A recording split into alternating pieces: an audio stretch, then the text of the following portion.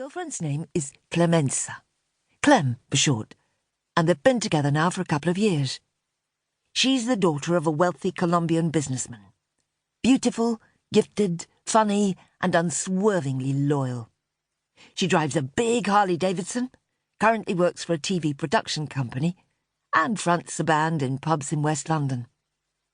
For a small girl, she has a big voice, husky, dark, occasionally wistful. And her weekend gigs attract a substantial following. There's no way that my wayward son deserves a partner like this, and on good days he knows it.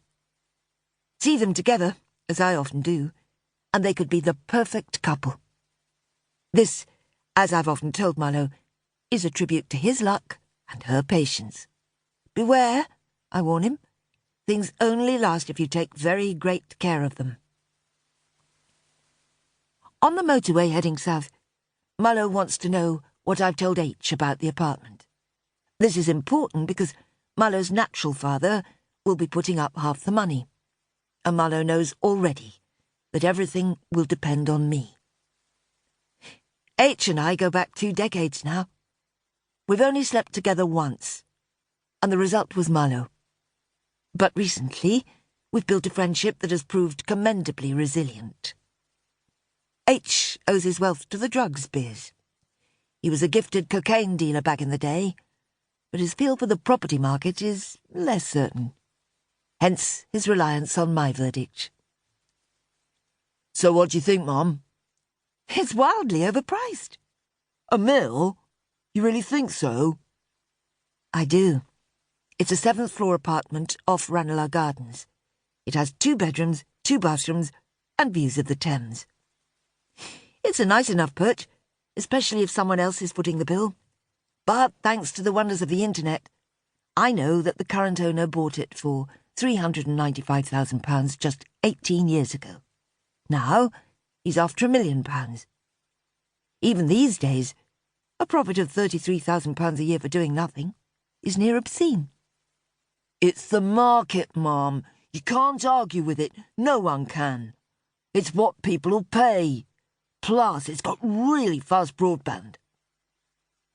What about Matteo? What does he think? Matteo, Clem's father, is evidently putting in the rest of the money. He hasn't seen it yet. Clem's taking him and her mum round tomorrow morning. And the neighbours? Old. They need new blood. We met the bloke next door a couple of days ago. He was ancient enough to be Clem's granddad, but he couldn't take his eyes off her. It's perfect, Mum. You know it is. That's all you have to say. That's all Dad needs to know. He shoots me a look. Yeah? We're on the slipway off the M23, heading for the airport. When he drops me off, Marlowe gets out and helps me retrieve my suitcase from the Audi's boot. At the curbside, he looks me up and down. I'm 42 years old. I'm clad entirely in white, a simple body-hugging dress and soft mohair that Pavel adored. I toyed with wearing black in view of the occasion, but that, I know, would offend him deeply. Audition, Mum? Is that it? Marlowe grins, giving me a hug. You look great. You'll knock 'em dead. Knock 'em dead? I gave him a wave as he accelerates away, and then step into the terminal building. I'd more than an hour in hand, but I always like to get through security before settling down. The queues snake back and forth through a maze of ropes, and we shuffle slowly forward until it's my turn to hoist my suitcase onto the belt for the X-ray machine.